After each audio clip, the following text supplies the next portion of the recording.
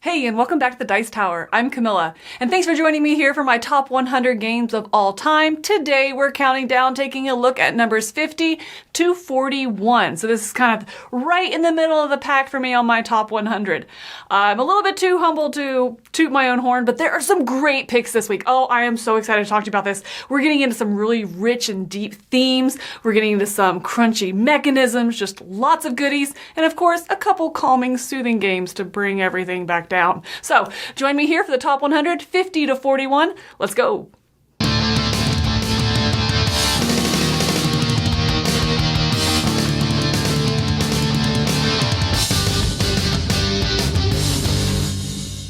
Number 50. Stop, Thief! So Stop Thief is a game from way back in like the 80s or the 90s that Restoration brought up to date. They updated the mechanisms a little bit. Of course, they brought the technology up to date as well. It is app assisted now. And the components kind of up to date and kind of refreshed them, gave them a one-over.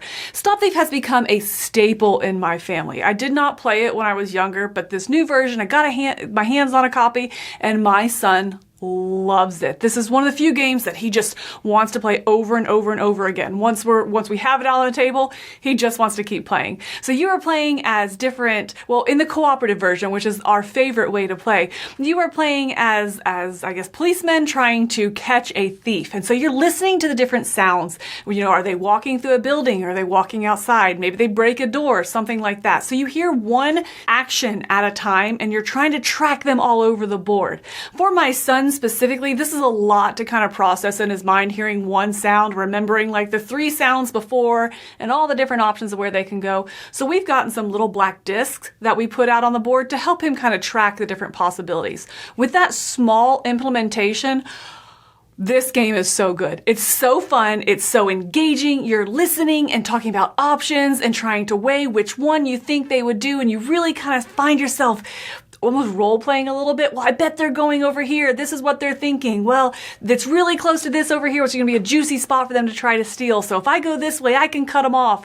But just in case that's not it, you go that way because you'll be set up to get them over there. Oh, it's just so good. It's so much fun. It's very engaging the entire time that you play. And ultimately, we want to keep playing it over and over again. So Stop Thief is my number 50. Number 49. Robinson Crusoe. Last year on my top 100, Robinson Crusoe was that game that just kind of hurt my heart how low it was on the list, or I guess how high it was on the list. I don't know. But it was in like the 90s. And I remember at that time thinking like, why is it so low? This is one of my most beloved games. And it was just because I hadn't gotten to the table a lot. That has changed, and I just reinvigorated this love and passion I have for Robinson Crusoe. I find that it's very heavy, but the theme teaches the game. Yes, it's a lot to learn and digest for your first couple of plays. And go into it, no, you're probably not going to play it right the first couple times you play it. But once you get that flow of the game down, and once you really sell yourself on the theme, then the mechanisms make sense. And it's such a rich experience every time you play. From turn one, you are barely holding on. You need to do everything, but you can't do everything. And it feels like there's absolutely no path to victory. But the stories that emerge from this and the card system of you have to make a choice, and depending on the choice you make on that event card is whether you shuffle it back into your desk and it might hurt or haunt you later, or you decide not to make a different choice and the card is just removed from the game. I love the decisions in this. I love kind of that last ditch effort that you feel for like half the game. So it's like this constant last ditch effort that is just so thematic, so rich, so great. And for that, it's come down to my number 49, Robinson Crusoe. Number 48, Mansions of Madness.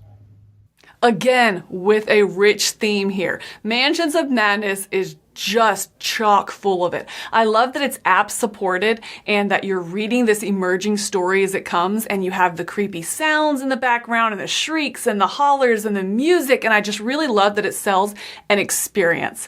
I love that the story emerges as you go through the scenario as well, and the app kind of breaks it down on how long it is, how difficult it is, so you really feel like you have some control over the gameplay that you're getting ready to get into, but you also have no idea what's going to come out of it. So it is controlling the main mechanisms of the game, but you're playing it out on the table. And I love that combination of this app assistance in running the board game and kind of doing some of the overhead for you. Mansions of Madness is a fantastic theme. If you like kind of those darker themes, Cthulhu, H.P. Lovecraft, it really sells it. You have a main goal you're going for and you're trying to focus on that, but just absolutely everything's getting in your way and you've got to attack and you've got to build up and you've got to move and you've got to cooperate, and it's so good. So my number 48, Mansions of Madness. Number 47, Endless Winter. Endless Winter is unique for me because I feel like it is a mesh of so many different mechanisms that I like and doesn't feel like mechanism soup. You know, it doesn't feel like everything but the kitchen sink.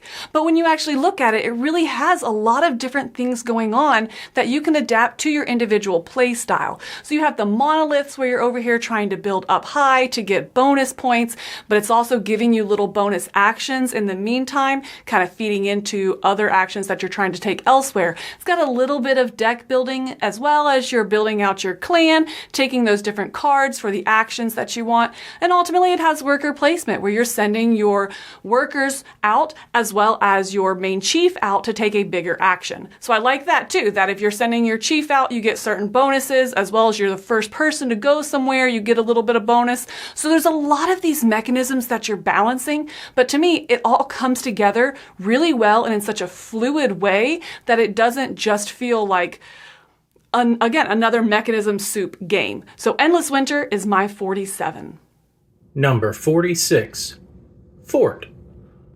Fort is really unique to me, and it's not just about what cards in your hand you're going to play, but it's about which ones you're not going to play and use that go out into the yard for the other players as well, becoming available. So you have a hand of cards that are going to give you different actions. Maybe they're going to feed into the resources you need, or they're going to provide a scoring opportunity, something like that, and you're looking for these combos together in order to play out your hand of cards. At the end of your turn, rather than holding that hand or discarding it and drawing back up, you actually have to take all the characters in your hand that you didn't use and put them out for the other players at the table to be able to use on their turn that round. So, as we all know, if you don't play with your friends, they might go looking for other friends. And I love that quirky little theme in this game works really well, and it leads to some interesting decisions of not just what do you want on your turn, but what are you possibly giving to other people? And so you want to build this engine, but you can't quite because it's going to be put out there. And so it feels like you're pushing your luck and maybe, hopefully no one else will take them and I can use them again next turn. So feels really tense without being that push your luck element. Feels really tense, some really great decisions, but ultimately it's just a really unique and fun experience in a small little box. So Fort is my number 46. 45. Above and Below. We recently did a catch-up palooza in which I played Near and Far, and that's the only one of this series, Above and Below, Near and Far, Now or Never, that I had not played. And I remember in that playthrough thinking, I like this a lot. It's like Above and Below, and I can see those elements of Above and Below in it, but it's just a little bit beefier. The story's a little bit beefier. The overall experience is just heavier, you know. But as I was thinking about that and how that would play into my top 100, I realized that, Above and Below still is such a valid game to me and stand on its own. Yes, Near and Far is a little bit beefier. But at a 2-player game where you can get through these really quick turns and you can delve into a story if you want to, and you can build up your tableau quite a bit, I really think that Above and Below shines. So at this lower player count, this is still such a great choice for me.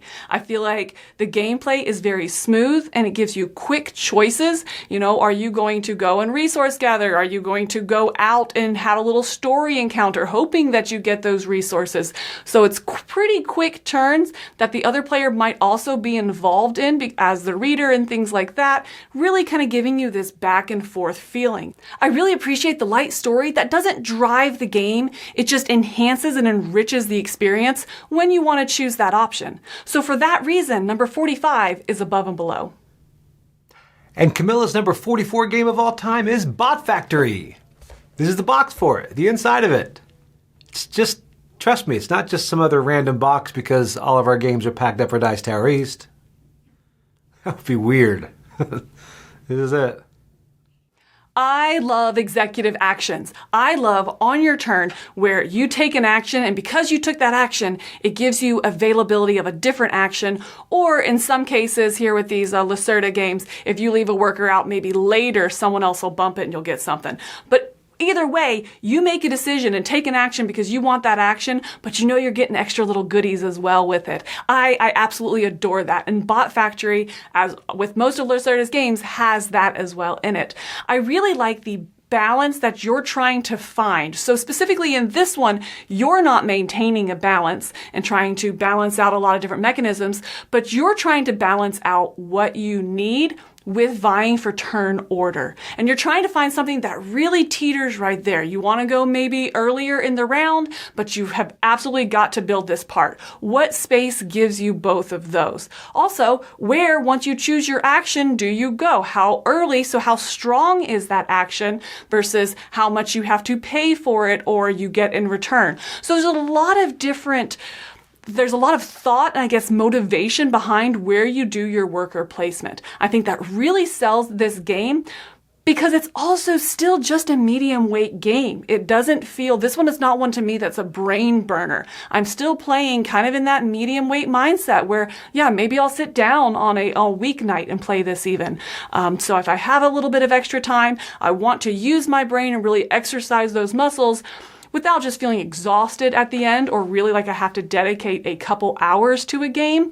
Bot Factory is such a sweet spot for me. It's absolutely adorable. It's so rewarding and fulfilling as you try to find what works for you and ultimately build the robots. So Bot Factory is my number 44. Check out these minis. Burncycle, number 43.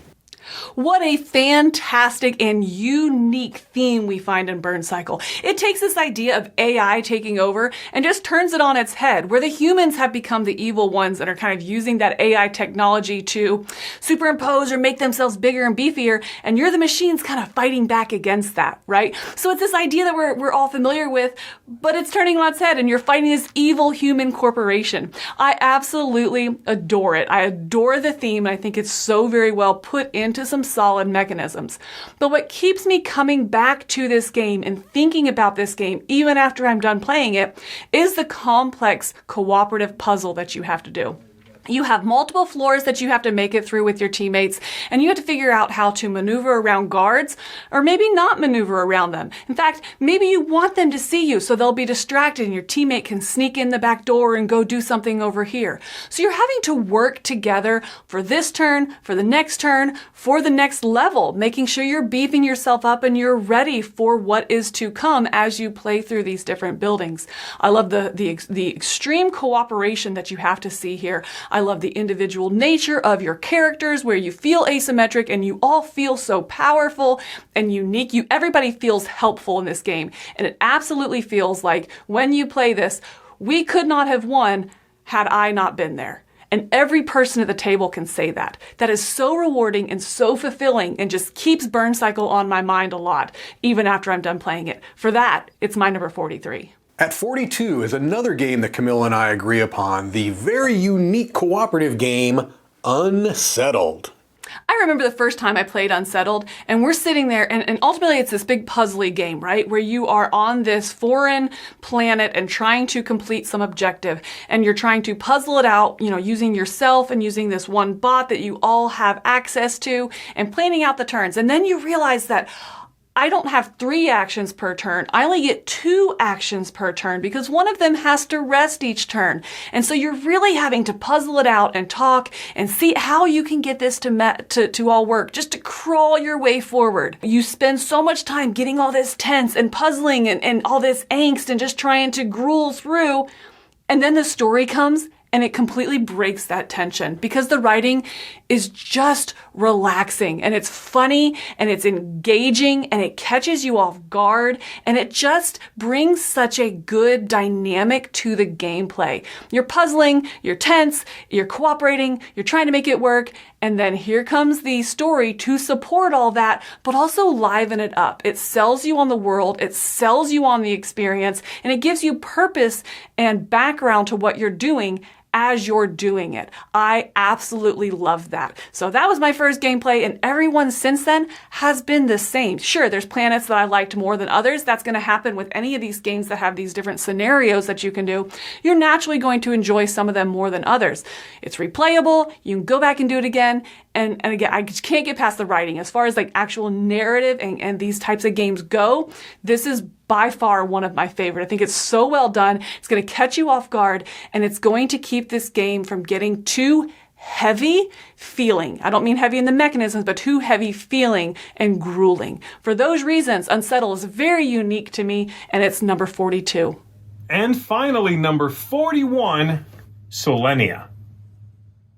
Now, we've talked a lot about these deep, these rich, these really extreme kind of themes that I like. And while I think Solenia has a really good theme, I don't think I would call it as engrossing as some of the other ones that we've looked at so far. But Solenia, you are going through on an airship and ultimately collecting different resources in order to fulfill contracts.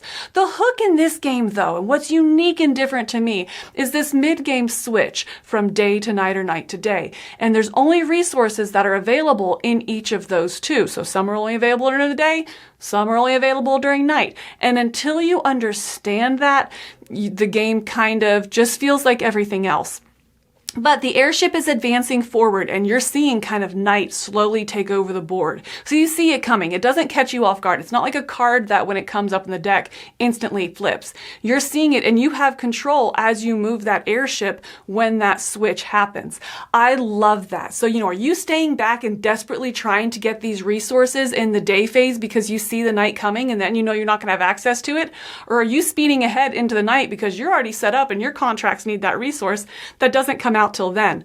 So you're really managing the board and the state of the board as you're progressing through it. Once you understand that switch of the resources and how kind of to fulfill the contracts and balance that, this game is just absolutely pleasing and really hits a sweet spot for me of, again, using that brain power, but keeping it nice and pleasing and light and just engaging. Again, you have this shared thing as well, so you only have access to the things around it. So are you going to place your ship right? Lots of little decisions to make that have big impacts as the game progresses forward and things become unavailable. So Solenia is going to wrap up our list here at number 41. There you have my numbers 50 down to 41 of the top 100 games of all time, according to me. Like I said, this week was kind of all over the map, right? We have really simple and pleasing games up to those really nasty ones that I like, and of course the deep themed games, really rich thematics that I love. So what did you think about these picks? Have you tried any of them? Where would they land for you? And which ones are you looking forward to play? Let me know in the comments down below, and I'll see you back next week. I'm Camilla. Take care.